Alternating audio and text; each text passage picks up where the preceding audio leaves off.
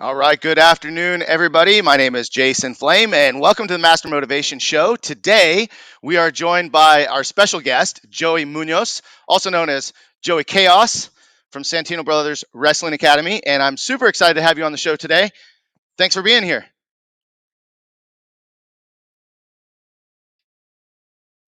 I may have lost him. Hey, Joey, can you hear me? Check, check.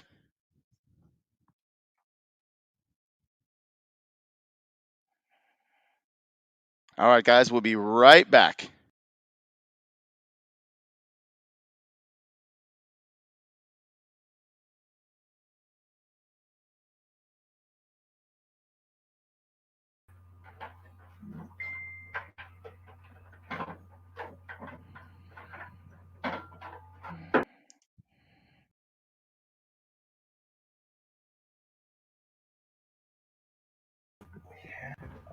There we go. Hey, Joey. Try to hardwire it in. Okay. How about All now? right. This guy still happens. Check, check.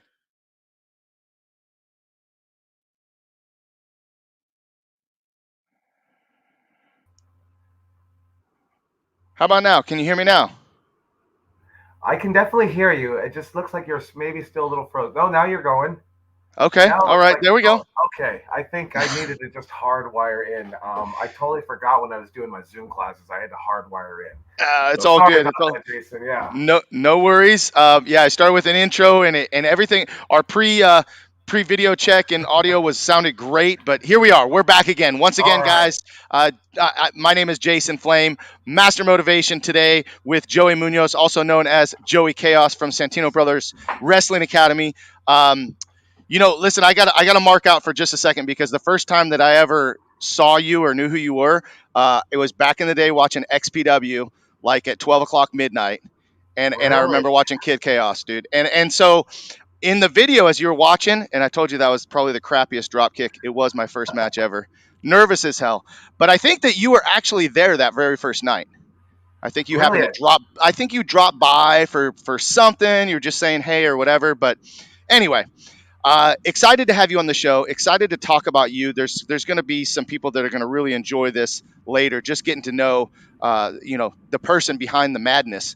So, tell me a little bit about your childhood, Joey. Oh man, I grew up. I was born in Colorado Springs, Colorado. Okay. My dad was in the army. We're stationed at Fort Collins, but I was only there for about 2 months as a baby. So I am a Southern California boy. Grew up here in Los Angeles, everywhere from Koreatown, Van Nuys, Santa Monica, Chatsworth, California, and yeah, just a lot of different places. But when I grew up, I had a great chance to hang out with my uncle. And he was he was 23 years old, or he was 7 years older than me, put it that way. And whatever my uncle Lester, my uncle Supreme right here, what was gonna do, I just wanted to hang out with him, and it was just me, my brother, even when my other cousin Guy, we all just wanted to hang out with Uncle Lester, and he was the coolest uncle. Had a room in the basement at the house, and so we'd go down there and hang out and watch Halloween and Friday the 13th, and he would take us to comic book stores. He would live in Hollywood, California, so we would get on the bus and go to Eagle Rock and go to the comic book store. And he'd buy definitely like the Batman and Spider Man, but he'd also buy like Image comics like Spawn and stuff like that. And then because I was so young, I would get like Alf, and so just the coolest uncle to hang out with. We'd go play basketball in the park, um, and he loved pro wrestling, so we would always watch pro wrestling. And I remember growing up with him, and we would definitely watch the WWE or WWF and the WCW. But he would always put on. He'd love Little Tokyo out here in Los Angeles, and we'd go and we'd get Japanese food, and then we'd go next door, and there was a video store, and everything was in Japanese. And so we would tell the guy, hey, we're looking for pro wrestling. And he would say, okay, go from this section to this section. And we would just take all the tapes that were pro wrestling. Sometimes we'd take too many. We'd find like a Japanese game show. But we would just always have all this Japanese wrestling. And he loved watching it. And I got to be honest, I'd watch it. And I loved the colorful WWF. And then now you go watch this New Japan wrestling, and the crowd is even quiet, it's low, and the kicks seem really legitimate and real, and it's just a different feel. But we would always watch it until I fell in love with it. And then it came one time, he was like, hey, you want to go to a wrestling show? And I had never been to a wrestling show. I never went to anything like WWE, any arenas or anything like that. But he says Road Warrior Hawk is going to be there, and we used to watch the UFC. So he said UFC champion Dan Severn is going to be there. And I was like, let's do it. Let's go. And he took us to La Puente, California, to the Boys and Girls Club. And I really couldn't just understand why Hawk was like, because I always watched him in the arenas at WWF and WCW. And he was at this little Boys and Girls Club in La Puente, California. And I couldn't understand that. But they also told me about another guy named Sabu. And they said, Sabu will do a backflip off the top. I didn't know what a moonsault was. He'd do a backflip off the top rope and crash through the table.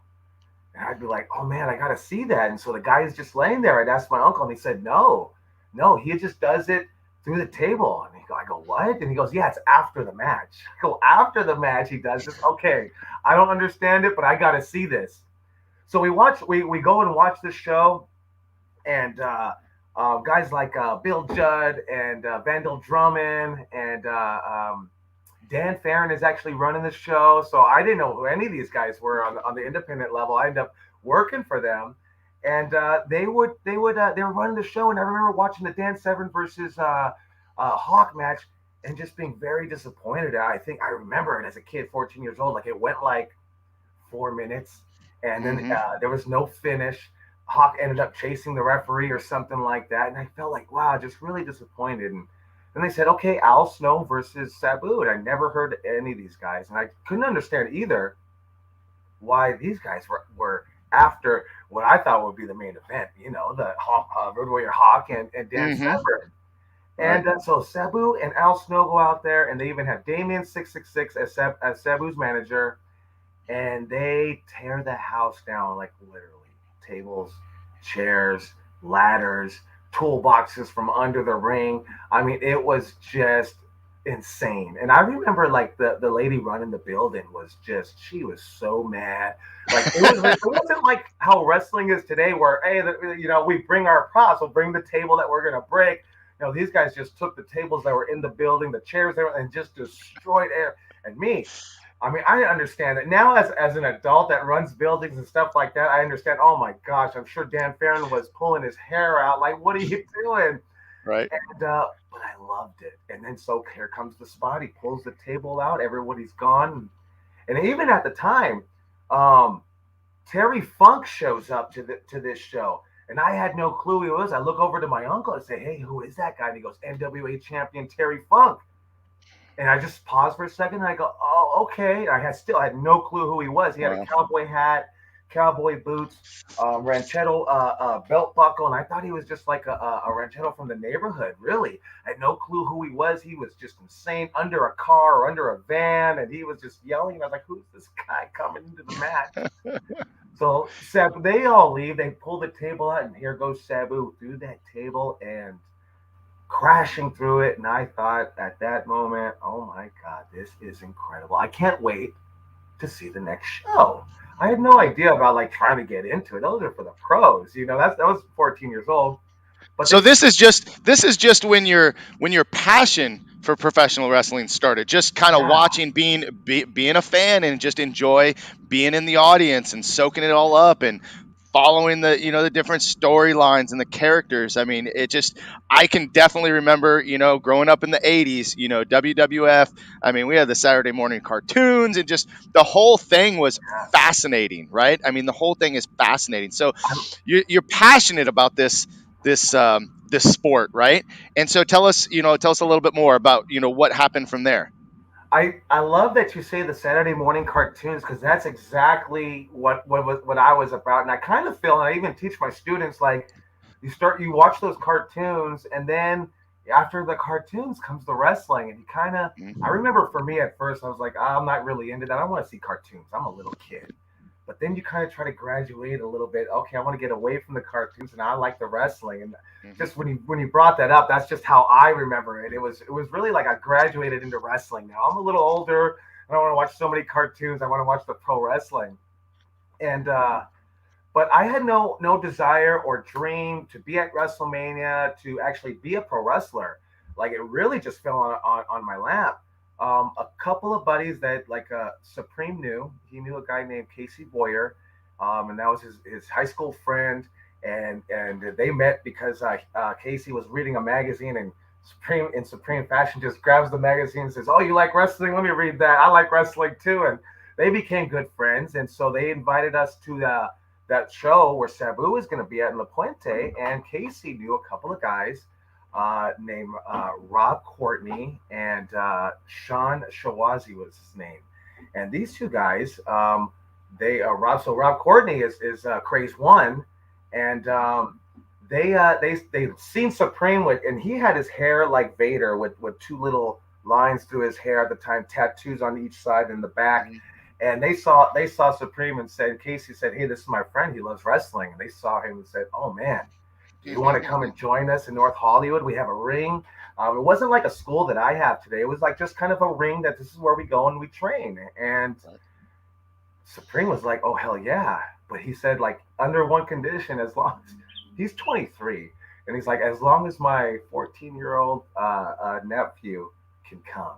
And I got to be honest, like that was like I would have thought he would have just left me at home, but that was part of the package deal. And they looked at me like, "Oh, there's nothing special about this kid, but look at Supreme. He looks like a wrestler. Looks like a third road warrior." Right. Right. And so yeah, he was like, they were like, "Oh hell yeah, to get you, yeah, he can come too." So, and we just started wrestling training. Rob would teach us bumps and clotheslines and how to run the ropes and all things like that. Like some of the stuff Rob didn't do. So we wanted to do like maybe power bombs. Rob was like, "Hey, I'll do it to you, but you're not giving me a power bomb." You know what I mean?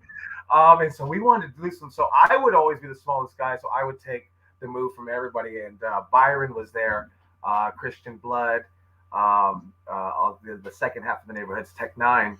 And he was there. And so we would just all just try to do some crazy stuff.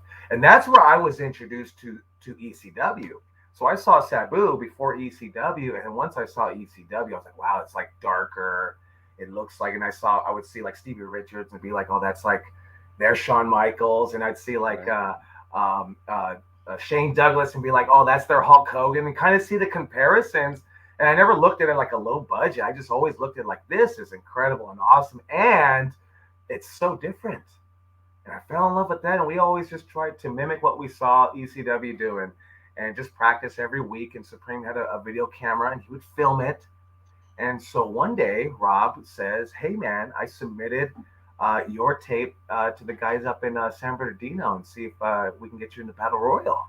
And I was like, "Really? Like, why would you submit our tape? Like, we're not pro wrestlers. Like, really, we're just messing around." I felt like if me and Supreme were playing basketball in the park, we're not going to go to the NBA or anything like that. Like, Right.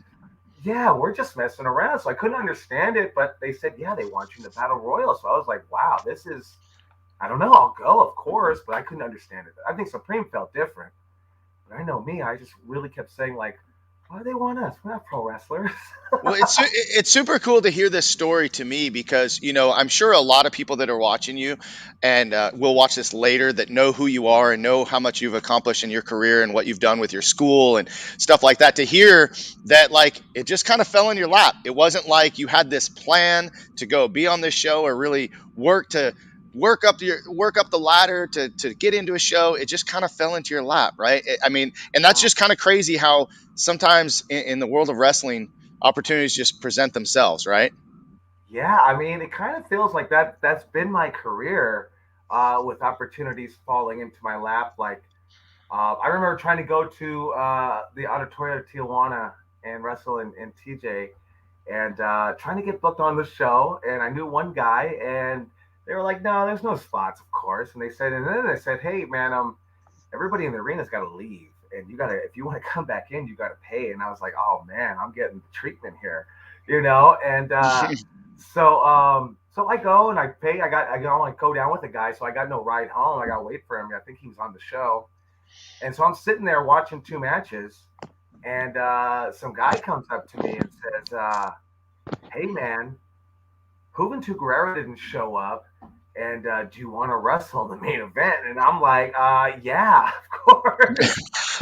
And so yeah, I remember paying to get in the arena, watching two matches, and then I ended up in the main event. Psychosis was my part, or no, excuse me, Negro Casas was my partner versus Psychosis and Hijo del Santo.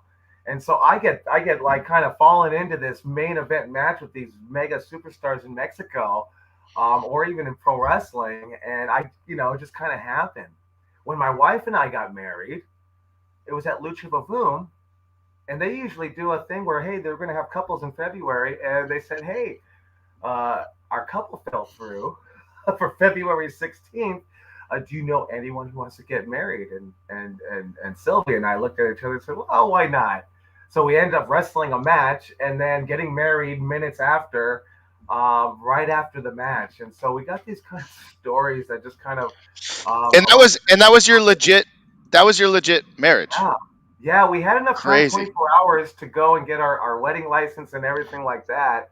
Right. But yeah, that was our legitimate wedding. And I called my mom, and Sylvia called her mom and said, yeah, we're getting married tomorrow at a wrestling show. And they're like, tomorrow? Like, what are you talking about? But they showed up, they showed up to the wedding, the wrestling show. So definitely one of a kind. Yeah. So let's go back a little bit again. Obviously the highlight of everything we're talking about here is we're talking about professional wrestling, and you working your way through it and working your way up. Talk a little bit more, especially if you've got some people that are just starting out. A lot of my friends train over at Millennium Pro Wrestling with Danny Devine and all the guys there, and you know, it's different, right? It's different. The student mentality is different. So talk about your mentality when you started training as a student and started getting a little bit more serious, and maybe some advice for some of those new guys that are getting started. Oh man, like yeah, it's a completely different world than it was in 1994. Really, me and Supreme came in through like kind of like the back door of pro wrestling. We really got the cold shoulder from a lot of people, and rightfully so. Now that I look at the time, you're like, hey, I'm just trying to be another guy trying to make it, and Hmm. now that I understand how the business is, like the first question would be, who trained you? Where did you come from? And kind of really keeping that kayfabe, that secret in pro wrestling, that really at that time was really fading away, and that's what really gave me and Supreme an opportunity to kind of come in, the door in pro wrestling. But really getting into the ring, and I definitely wouldn't recommend anyone getting into wrestling the way I did. I mean, it's a lot of hard work. I think if I had maybe better focus, definitely if I had a coach, a mentor, just somebody just guiding me along the way, it just means so much more. Like just here at Santino Brothers, we teach people how to be a true professional wrestler. And what we do lack in is what I lack in, but I think it also became, another tool for the students to use is I don't job place them and try to get them booked on some of these shows. And I just kind of go to that old adage of give a man a fish and he can eat for a day, or teach him how to fish and he can eat for the rest of his life. And Hmm. that's what we really push them on, is really how to get these bookings themselves, because Papa Chaos isn't always going to be here to protect you, and just really going through the idea of like, hey, I became the guy that was always asking the questions, and which is rightfully so. There's never a stupid question, always asking the questions. And then I found myself uh, becoming the guy that started answering the questions, and just really because I dove into pro wrestling. And that's what I tell a lot of my students. We have this YouTube channel. We got 104,000 subscribers from people all over the world, and they say, I want to come to Los Angeles and train with you. And I say, Hmm. hold down. I get it why you want to come here, but just see if you love pro wrestling first. Seek out a wrestling school near you. There's probably some great reputable trainers there. And just see if this is something you want to dive into, because it's really tough work.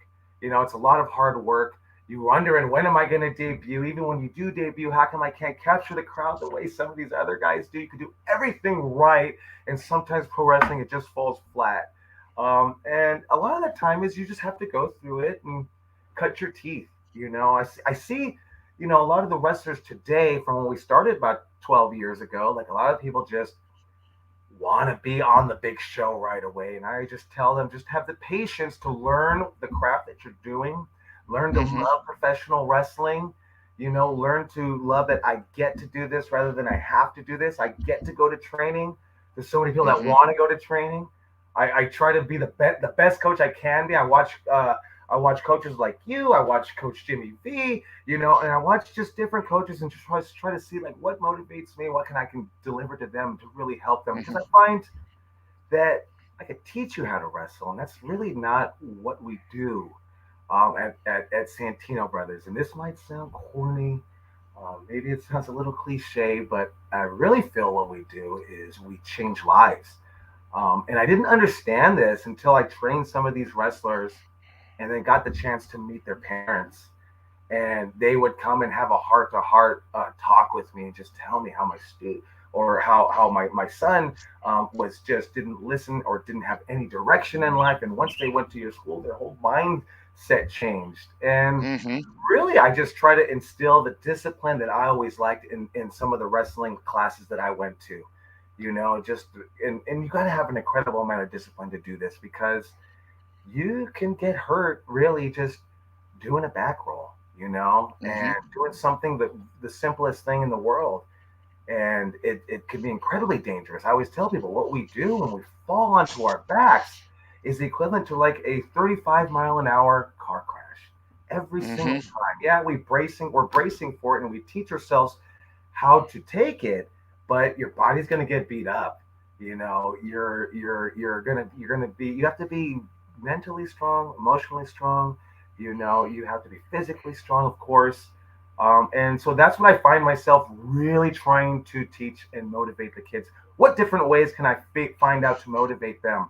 Sometimes I have to yell at them, get them going. Boom, boom, the light bulb goes off in them. Sometimes I'll do that and somebody will turn off. And so sometimes I have to go and put my hand on their shoulder and say, hey, what's going on? This is where we need you to be. And where's your head at? And let's talk a little bit. Let's go out here. Who cares if you can't do the drill right now? Let's just take a walk. And I Right. find Right. myself that's really what I start doing. Because the wrestling, I believe, once you start doing it, it does become simple. It's getting them motivated to do things they believe they can't do.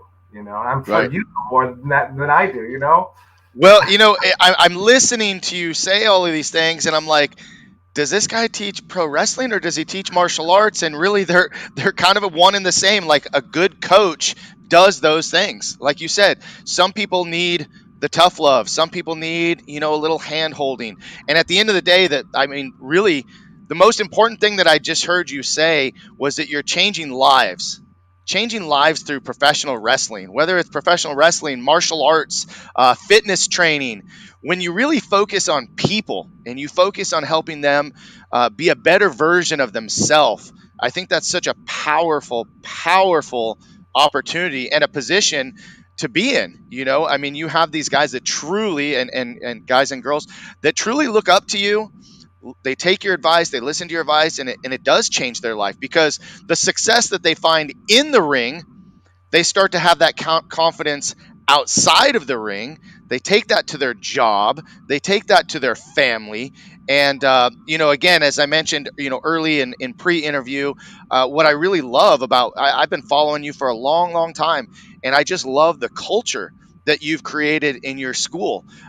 Some have said that the culture of Santino Brothers is almost cult-like, and I've heard that in my own school. How do you respond to that Santino Brothers is kind of cult like? Well, I think at first it takes you back and say, well, everybody's welcome here. But I do understand what they're probably saying is because it becomes a culture of like really only the strong survive. And it has nothing to do with how your body is shaped or anything like that. It's really just trying to drill that mentality into the student. And it really what I really push is just really like love this business, try to give back to it.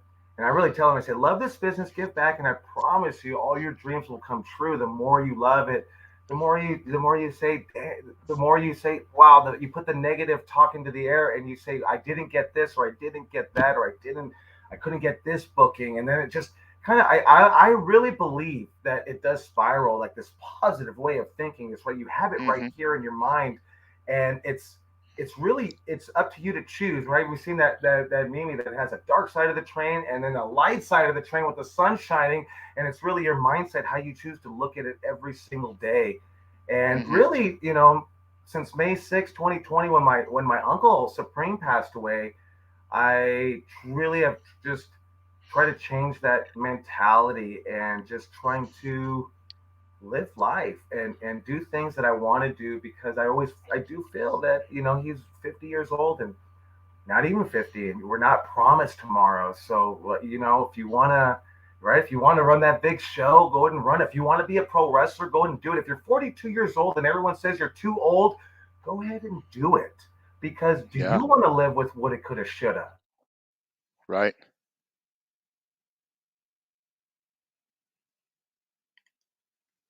I'm losing you here for just a Oh, second, Joey. There we go. It's are coming we back? back. Okay. There you go. Gotcha. All Yeah. Yeah. right. Yeah, I have students that are 50 years old, and I said, "What are you doing? You have a great job." And he said, "I don't want to live my life with what it could have, shoulda." And Right. this guy was able to go wrestle, and then he actually wrestled in Japan, and then he said, "I'm good. I'm done. I finished it. I Yeah. accomplished my goal in life." And so I really try to really push that. It's hard work, but even if whatever level you make it in professional wrestling, you're going to have these memories and these friends that are going to last a lifetime. You know. Yeah, well, I think now is a good time. I told you I had a little story for you, and Okay.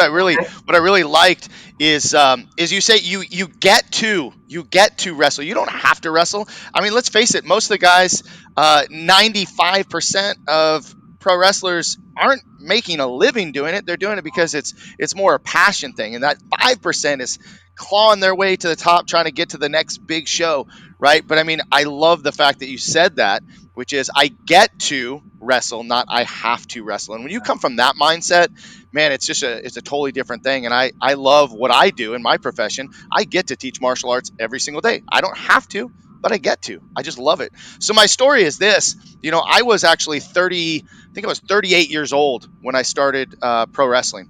But it started way back when I was in my early 20s. I was super excited, always a fan since I was a kid. And I realized that UPW was not very far from where I lived. And so I would send, applications to Big Swag, and I'd be writing back and forth because there was no internet really then. I'm writing back and forth and trying, oh, come down, come take a class. I literally walk in UPW one day, and I look, and I think the Ballards were teaching or training, and but there was like some big dudes, right? And I'm only 5'10". I was probably not even 200 pounds at that time. I walk in, and someone approaches me and says, "Hey, are you here for class?" And I was like, "Nope, I'm just here to watch." And so like I literally sat down, right? I sat down. I had my friend with him. He's like, "Dude, we came down to train, right?" And I'm like, I don't know about this." I totally backed out, walked out that door, regretted it for like 10 or 15 years, right? I run into someone that I had met, introduced me to Paul Logan X, and he says, "Hey, come down, check out our school." It was Bump U at the time, and so I started training, and for me, it was always a dream. It was a dream to get in the ring, right, and just kind of train.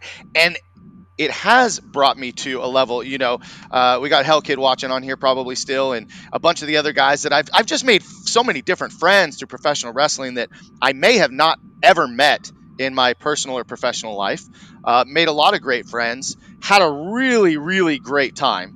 Other than that horrible drop kick that you saw in the in the opening video, um, I had some really great matches. And when I say great, I just mean I had fun. Like I just felt fulfilled, right? And I can understand that feeling that 50-year-old has of, man, I just want to do it because I don't want to have any regret, and say I wish I would have.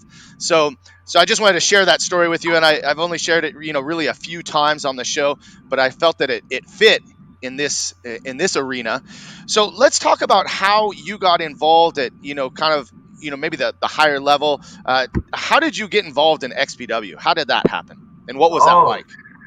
XPW. So really, I think it really kind of came together.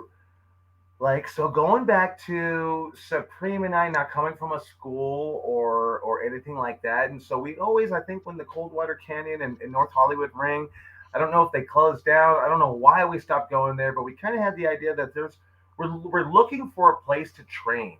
And I remember Tech Nine Byron would go down to a place in somewhere in LA that had a bowling alley and a restaurant, and they would have a ring there.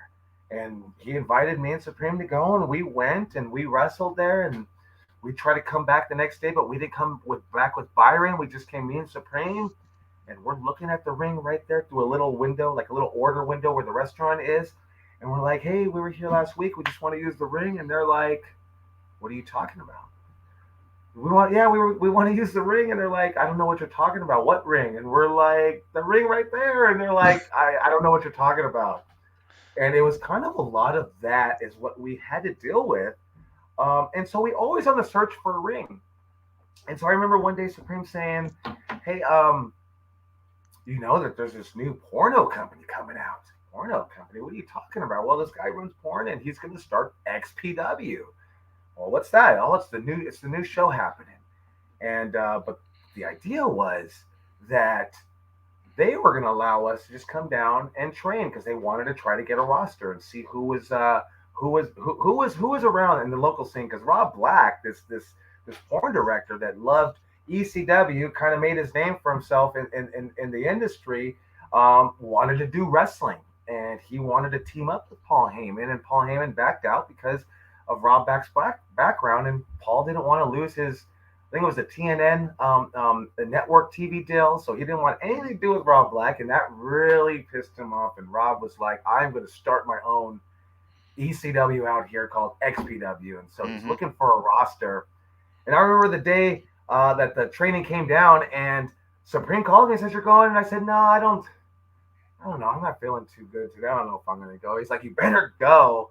And I'm living in like City of Industry, so I drive, I think, about an hour to the training, and we go and we meet up, and we're just really happy that there's going to be a ring that they're letting us train in for free, and it's there.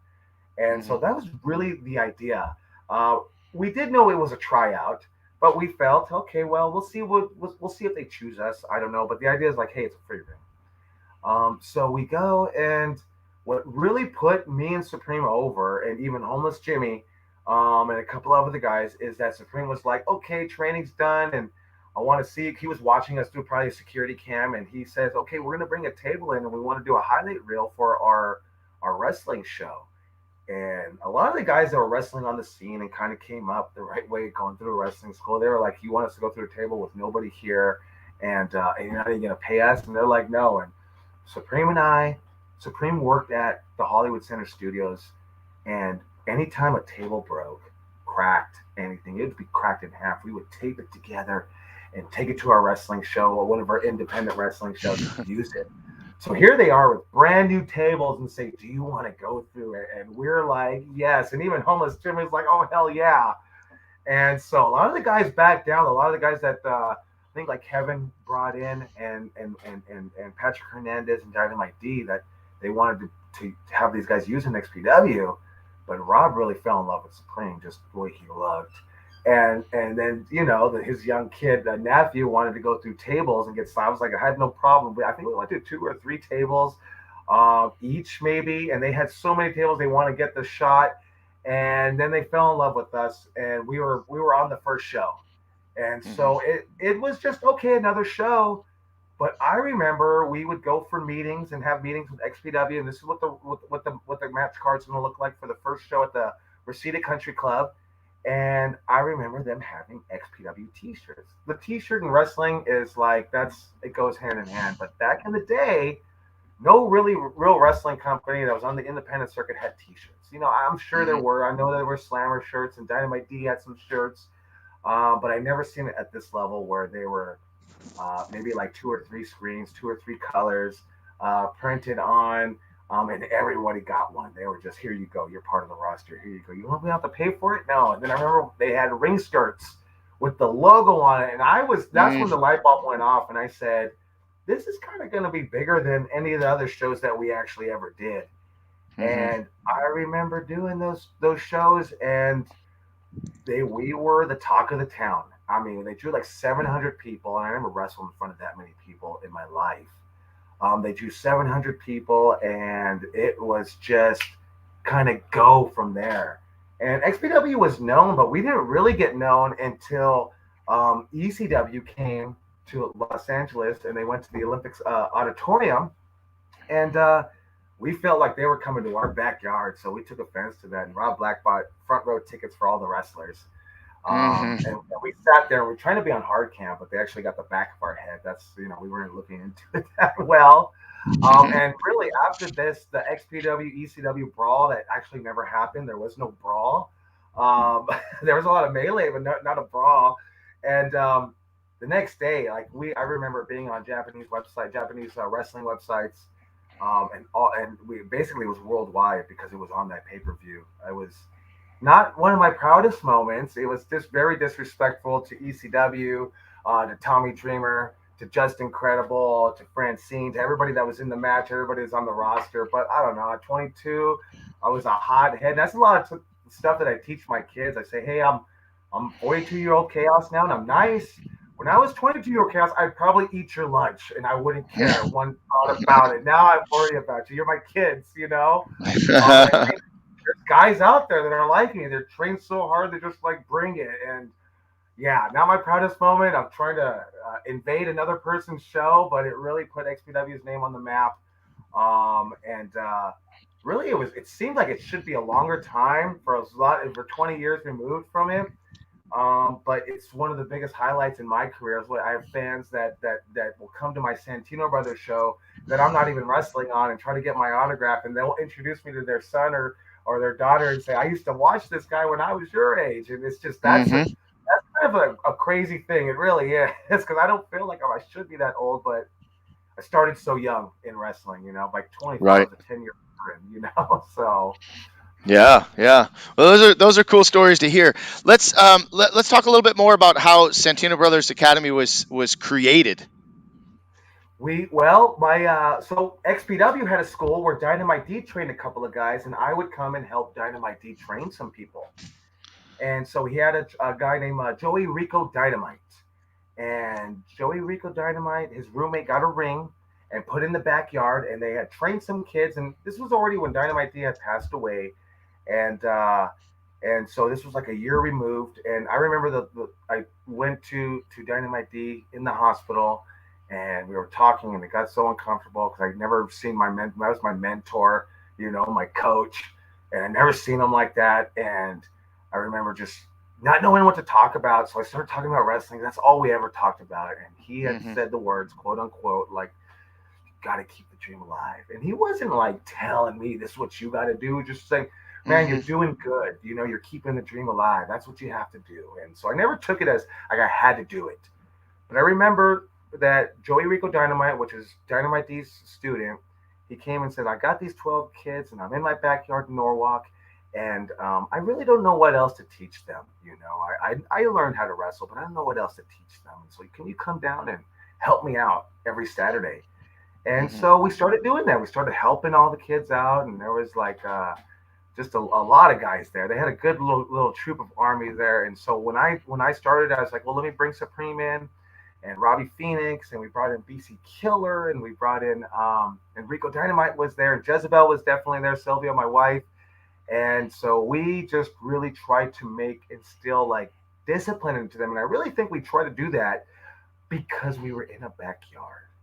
And Supreme and I, coming from a little bit, having a little bit of success with on the regional level with XPW, we definitely, it was a bad word. Backyard wrestling was a bad word. Mm-hmm. Right. We didn't want to be a part of it, so we tried to really instill the discipline and have drills and make them do push-ups and squats and really put it into them, and that they wouldn't get that stigma of being a backyard wrestler, which I don't even mind it. I got kids today that say, hey, I'm a backyard wrestler, and I don't want to offend you, but can you look at some of my stuff? And I just think it's the greatest thing. These guys are reaching out to me, and I just say, hey, just keep doing it, and because that's how. And I tell them the story about me. I didn't have the great school to go to. I just kind of taught myself as went along, and figured it out.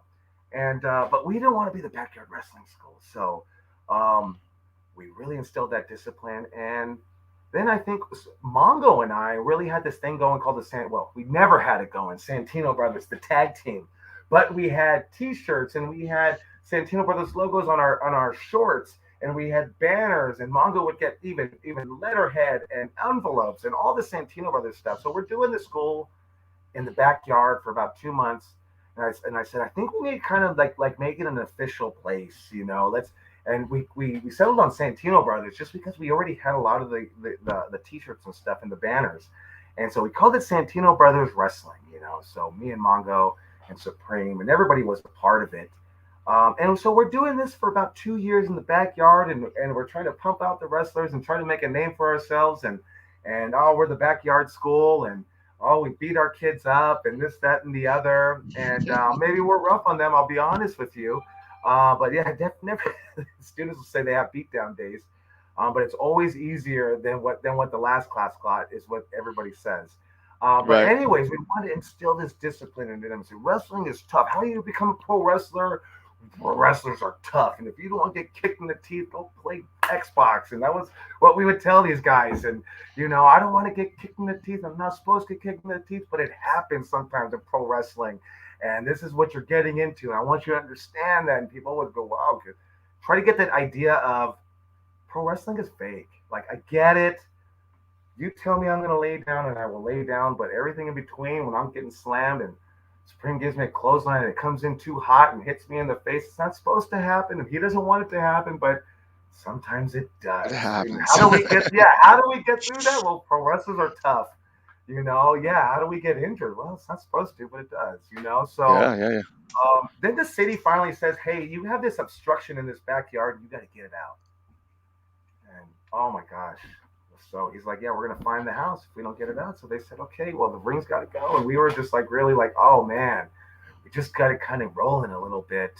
Um, and so And that Sylvia, was that was when was that you got started?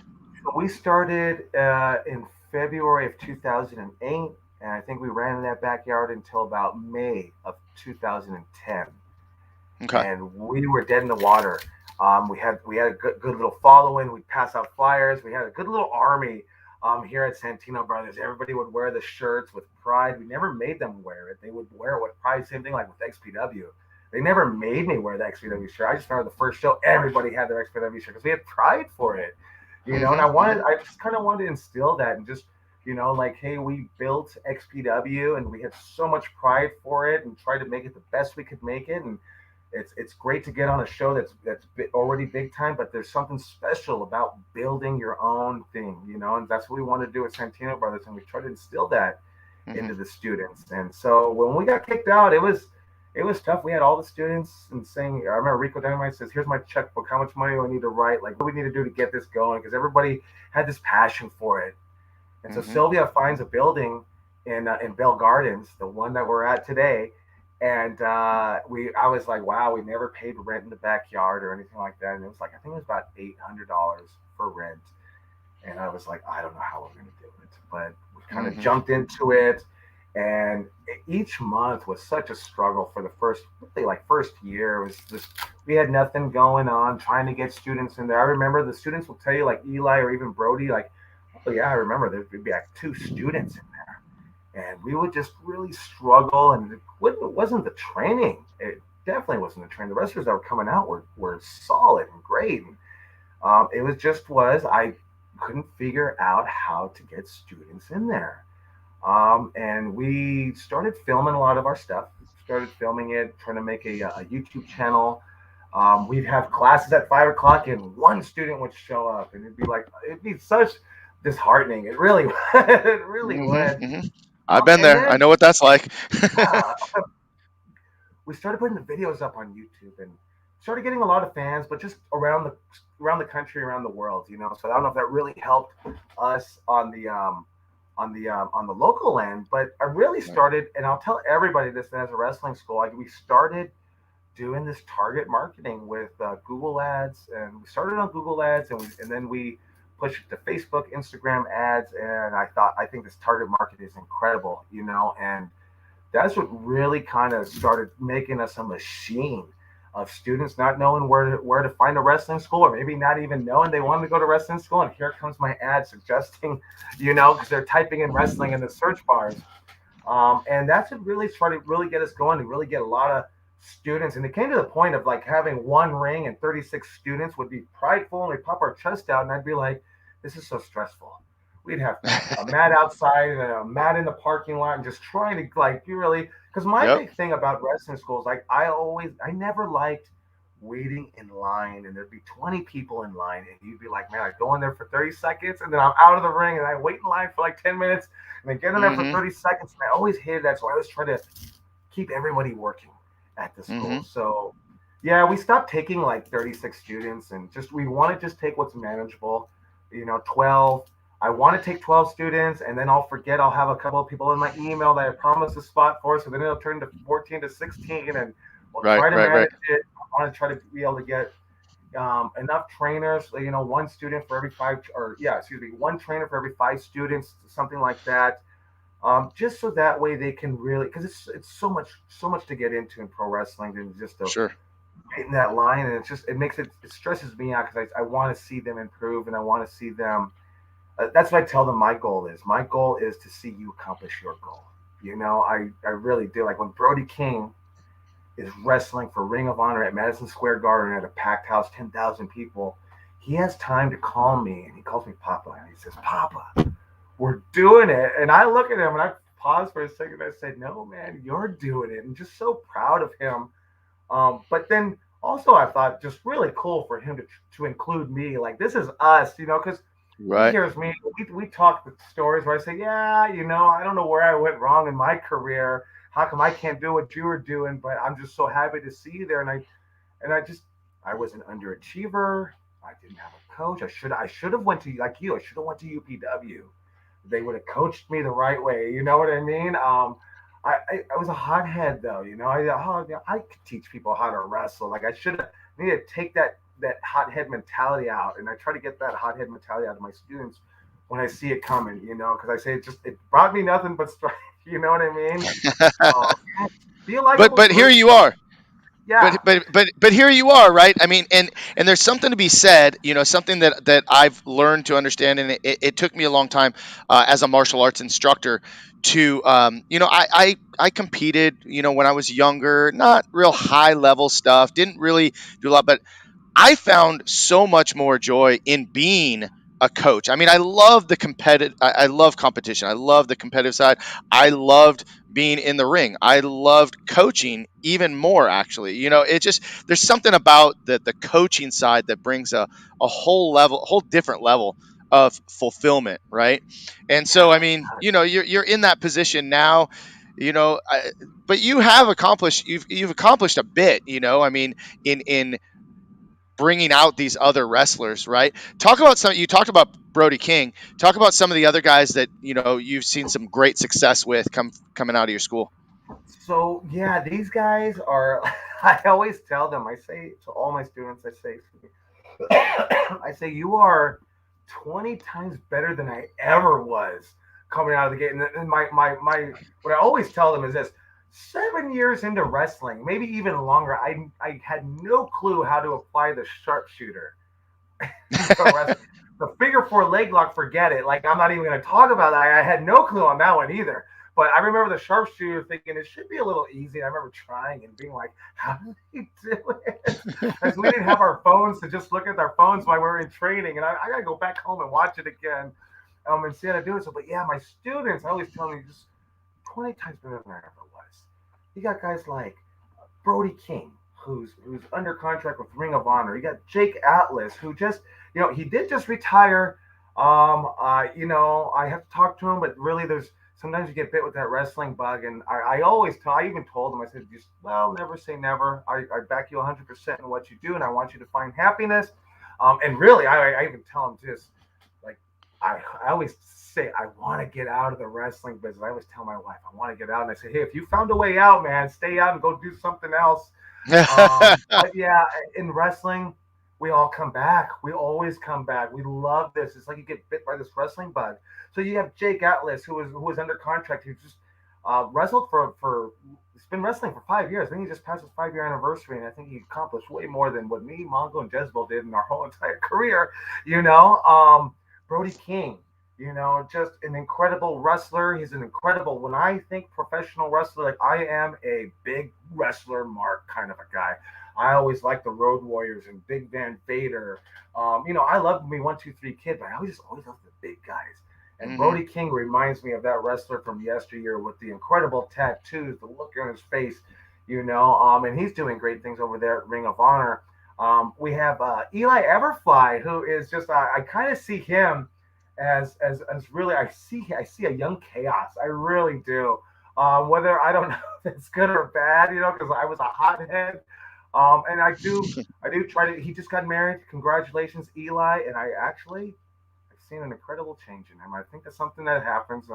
You figure out like, hey, dude, now I have a wife I need to take care of, and I've seen an incredible change and maturity in him, and I hope it stays with him, and because that's what he needs. And because me, I was a hothead, and I would listen to Chris Candido or Terry Funk when they would try to give me advice. I'd go, yeah. I'd be like, yeah, yeah. I wouldn't disrespect. I probably did, but yes, okay, yes, sir. And then walk away and go, what do those guys know? What do they know? 22 years old. What did I know? What did I know? Um, Right. but yeah, so we have even the DKC. He's a young lion at New Japan Pro Wrestling, and they let him be a young lion as the DKC. He could still call himself the DKC because usually they strip you of everything. They did his gear. He just wears the black trunks, but they let him do his move that he does the karate chop. And I'm saying, wow, wrestling is just evolving now. And I remember having a talk with him, and I said, man, if I were you, and I already learned how to wrestle, I would go to New Japan. It's like right down the street, and I don't know how you get in, but you got to figure it out. Like they're right there, and this man figured it out, and I'm so proud of the DKC. We're going to New Japan. Like I just think that's just an incredible route for him to take. I think that he's got some good things coming from him. You know, once he gets out of becoming a young lion. But yeah, the list famous beat Ray Rosas. Ray Rosas is now a second generation trainer. Here, we trained with Ray Rosas, and I remember him at his first show, and he was the camera guy. And now, like we just did some of our tapings here, and we had the pleasure of having Ray Rosas here, and just to see the incredible amount of maturity in this man, and just like when we would have our little gathering at the end of this, our little tapings, and I would try to motivate the guys, and then Ray Rosas, guys say something, and this guy would do it better than me, and he just knows what to say, and he's out there wrestling with the guys currently. That's what he knows better than me because I'm not out there wrestling currently, and I just think he's an incredible trainer. Just taking Auntie Heidi, I've had the chance to train with her, and just I remember her getting a really bad rap on a website out here, and just when I got the chance to wrestle with her, I was like, "Where's this bad rap coming? She's incredible." And I Yeah. remember I was like, oh, "Well, she's been training with Ray Rosas, and she's been trying to get better." And I said, "Wow, you already have it. Like, you don't need to come Yeah. here to Santino Brothers." Like, Well, you know, I gotta jump in on that because I yeah, remember, I remember when Heidi started. I remember very first class. Matter of fact, I had a chance to train with her, not only in professional wrestling but also in martial arts. And really, I have yet to find someone that literally never ever gives up, never ever gives up, and is always there. She's always training. She's one of those people, and I mean, let's face it. Sometimes we're blessed with a little bit more physical nature, and she struggled. But what she struggled with paled in comparison to what she had in attitude. And I see it all over the place. I mean, and I just think she's a sweet kid. I think she tries super hard. She has a lot of respect for the yeah, for I professional wrestling and for all the people that she trains with. So I have to give her really big props. So I hope she'll see this at some point too. yeah, there is no reason why Auntie Heidi shouldn't be wrestling on one of the big wrestling shows. You know, I mean, incredible. I remember talking to Mongo. She was here for we do our tapings with just nobody there, just the students, and she Mm-hmm. had the whole thing on the top hat. She had like this this furry look like a bear on her back, and I just looked at her like this, like if I like just not even if I were a little kid, just imagine being a little kid because I'm looking at this and just being like, this is so memorable, and I try to Yeah. instill that in the rest of it. We do all these cool moves and all this. We do them for ourselves, but really being memorable. That's what draws these little kids in when we're watching it. And we'll remember you Absolutely. for the rest of our life. And I have people that are like, yeah, my favorite wrestlers are Rey Mysterio Jr., Eddie Guerrero, and Joey Chaos. And I'm like, what, really? I'm in that group. But they grew up watching me as a little kid. And I think they're just like, no, that's my guy, Yeah. And Yeah. she's just incredible. Like you She said, is. she's a hard worker, great character. I wouldn't be surprised if you see her on end up on a big show on television within the next year because she's like you said, she is just a hard worker, and she trains with Tyler Bateman, who's under contract with Ring of Honor. And he was like, I'm gonna wrestle the students, and I'll try to wrestle each one every week. And the first week, Auntie Heidi, and I said, that's who I would have probably picked because I have so much to work with her. I could do so much. I don't have to do anything, and I could do so much. And she's just a joy to work with. And you guys and Ray Rosas have did an incredible job with her. Like honestly, we go through drills with her, and she's Uh-huh. already got it. She's got it. Yeah. Like I don't try to take any credit for what she's already accomplished with other trainers, and that's Well, something that I try to push out is there's only so much I could teach you. You gotta go out and learn from other people. You know what I yeah. mean? Yeah. And I got to give it up for Bateman and Ray Rosas and Danny Devine is watching right now.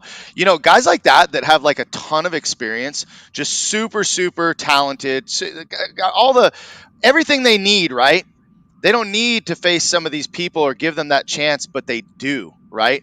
I remember when Ray Rosas was doing his open challenge, and I mean he was wrestling every student on the show.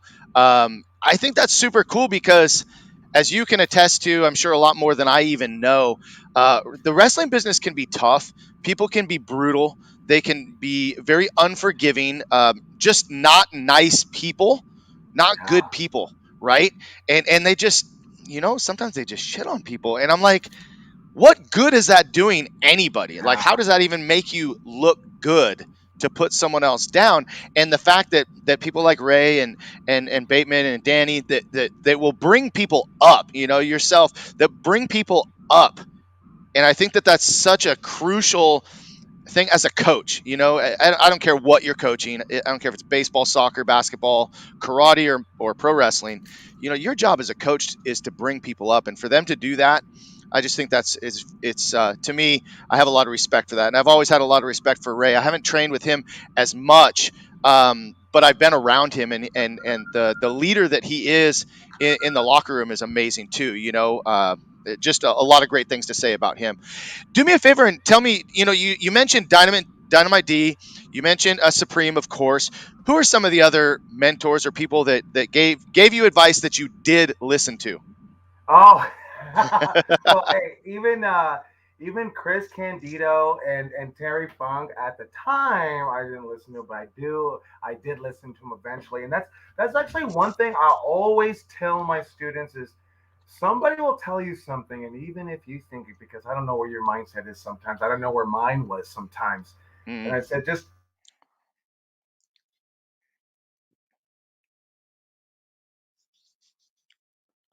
Sorry, I'm losing you for just a second. Bear with us, guys. He'll be right back. we're back. There you go. Yeah, you're All back. right. I was just losing you when you were talking about mindset, and I think that's something really important for us to finish with. Yeah, just I just have that mindset of putting this advice in your back pocket, because right, even if there's somebody giving you advice and trying to help you out, like really, if they're giving you advice, they're really trying to help you out. You might not like what they're telling you, so put it in the back pocket. And when you come down off your adrenaline high, take a look at what they said and really see if that's something that you need to fix. Wait until you're smart enough to know if this is that good advice or maybe it's actually bad advice. Because I do say, hey, there are some people out there. I don't know why, but they'll try to steer you in the bad direction. You know what I mean? So just take it Mm. all, put it in your back pocket, and once you've learned this business, because you're a student of this game, you'll know if you need it or not. But yeah, guys like Dynamite D, and Supreme, and Craze One, Rob Courtney, Dan Farron, Bill Anderson. I have to give a shout out to Bill Anderson. I met him probably about 6 or 7 years. I've always known who Bill Anderson was, but yeah, he's the trainer of champions to me. He trained guys like Sting and Ultimate Warrior. Another guy like Jesse Hernandez. I just the utmost respect for Jesse Hernandez, and we don't talk on a friendly basis, but I definitely have respect for him, and we definitely always have respect for each other. I always watch what he's doing, just like you're saying you watch what we were doing. I always watch what Jesse's doing, and try to figure out where I need to go, because Jesse has been doing it out here for training people for 30 years, Hmm. and I always have respect for Rikishi running a class out here and just seeing what him and Reno are doing. And I never look at any of these guys as competition. I always just try to look at it as how we can help each other out, and I'll even tell some students sometimes, like, maybe our school isn't the best for you, and you might find better success at another school. Maybe the Hmm. mindset here is like the cult mindset that we have might be in the way a little bit, and I hope that people don't think that's what it is, but I know it is out there, and I hope they have a different impression for definitely the first day that they come in, and I know they do. Like, this new thing that these kids have been calling me is coach, and that's a new thing for me. Like, I've never been coach, but just, yeah, just so many people have really helped me along the way. I couldn't have done it on my own.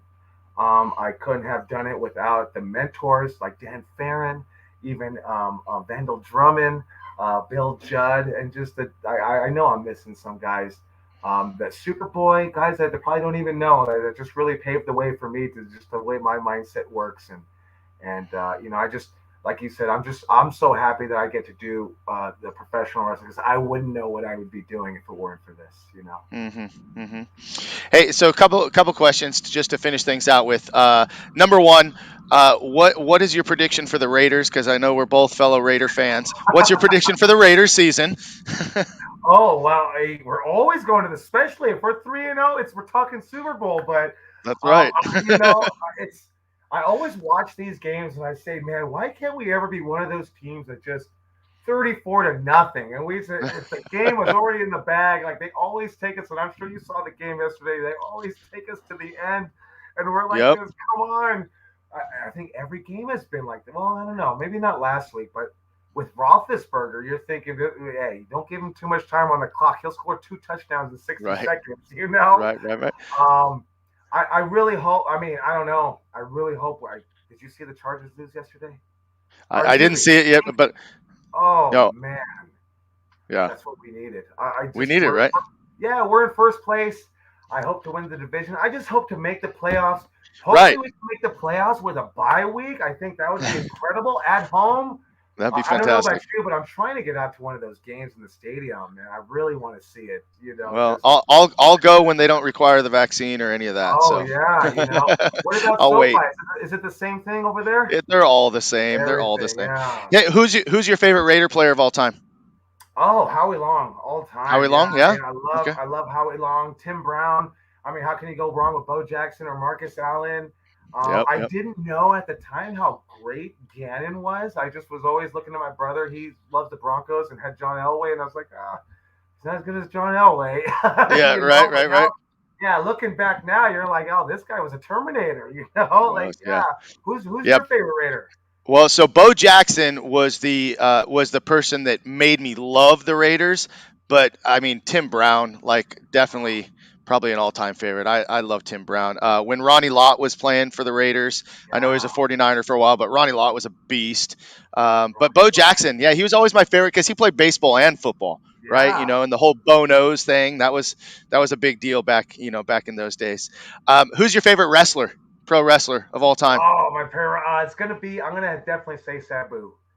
Sabu. Sabu is the one that said that's. I love pro wrestling. Like, I love the Macho Man and Ric Flair. Watching them as I became a wrestler. I mean, Eddie Guerrero is definitely gonna be on that list, but I always like Sabu is the one that said wrestled in front of me, and I was like, that's it, and I'm still here doing it. Yeah, that's awesome. That's awesome. Well, I got to go with Ricky the Dragon Steamboat was my very first favorite, just because he was the karate guy, and I've been doing karate for a long time. So I loved his gimmick, just loved all his everything. And then Ken Shamrock, because he was a UFC guy, so Yes. loved him. And then Triple H probably be, you know, You know that Ken Shamrock, I read that like he wanted to be a pro wrestler, and so when they started this tough man competition called UFC, they were going into gyms looking yeah, for these guys, and he was like trying to make a trying to just trying to do something, and then became the icon in UFC. But I'm like, I yeah, always thought he was this UFC guy turned pro wrestler, and then found out no, he was a aspiring pro wrestler trying to be a pro wrestler, became this icon in UFC, it's and then got the crazy. chance to go back and do it. I thought Yeah, that was great. yeah, Yeah, I love Ken Shamrock. I love watching those early UFCs. yep, Him and Chemo, him and Gracie, just have battles. And I yep. always go for Ken Shamrock because he looked like a pro wrestler. I didn't know he was at the time. Like I didn't. He just wore trunks and he looked like a pro wrestler. Like you know what I mean? Hmm. Yeah, we just watched. My son and I watched, and a friend watched the last year. We've been watching a ton of UFC lately. My son is an amateur wrestler. He loves high school wrestling, and Nice. so he's potentially going on to college to wrestle, and so he's all Oh, up into the UFC and trains down at the pit with John Hackleman every now and again, and just looks forward to nice. that. So I kind of ride that wave. As a matter of fact, it's funny because when I got into professional wrestling, it was really because my son started watching it again, and he was, I forget, 8, 9, 10 years old, and so like that was my big push to be wrestling because my son could come and watch me, and we had some really cool moments uh, doing that. So it was fun. Nice. It was a good time. Well, hey, we're a little bit over the hour mark, and I want to thank everybody for watching today, or anybody that's going to watch this later. Really enjoyed the conversation, and the whole purpose of this video, I never really even stated at the beginning, but I love social media. I think social media is great for our business, right? We called that out. But there's been a lot of negativity on social media, especially with everything that was going on throughout, with COVID and all that stuff. So I thought to myself at the end of 2020, I'm like, I'm going to do something positive this year. I'm going to do something that's going to be really cool for people to enjoy and get some more positivity. And I said, well, hey, I know a lot of really cool coaches and inspirational people, not only in the martial arts community, but in professional wrestling and just friends, family. And so I'm like, I'm going to put together this podcast and just have fun with it. And I am getting so much more out of it myself than probably anybody else because I get to talk with people like yourself and I get to learn about stories that maybe stuff that I didn't know before. So I just, again, want to thank you for sharing your story, sharing your time, and just keep doing what you're doing because it's awesome. It's awesome to watch it, even if I, it's from afar and online. But definitely appreciate you. I appreciate it, Jason. I appreciate you having me on, and I really enjoy talking coaching. Usually, I talk always about my wrestling career, but I enjoyed it. I think you're doing a great thing. Just because that's how I get my coaching is like I listen to these motivational speakers, these coaches, and Hmm. just try to become better. So I really appreciate you doing this for everybody.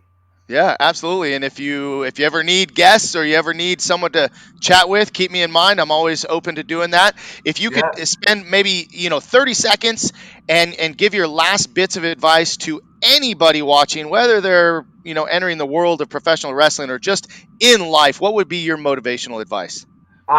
Just really love what you do. Right, try to find what you love in life and give it your all. You really can, And I think that if you do that, you'll be doing what you love, And I always like to think. I was listening to Les Brown, and he says, "Shoot for that moon, because Oh even yes, if you sir. miss, you'll still be among the stars, right?" And I Hmm. love that way of thinking. And he adds on, it's because a lot of people shoot too low and they hit because they're afraid to shoot too high. So shoot for that moon and have that ridiculous dream, the dream of dreams.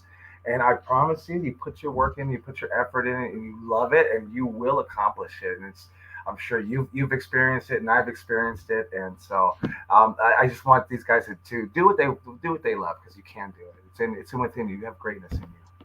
Awesome. Thank you so much, Joey. I appreciate it. I'm going to close the show out with our video, but I want to remind everybody to please make sure to tune in every Monday at 12 o'clock noon Pacific Standard Time. We got Ray Rosas coming up. We have Farbor's Azak. We have several other members that I'm looking forward to. So follow our YouTube channel and follow us on Instagram. Just Master Jason Flame, easy to find. And we look forward to seeing the next guest next week. Thanks again, Joey. Thank you, sir. All right. Take care, guys. Have a great week.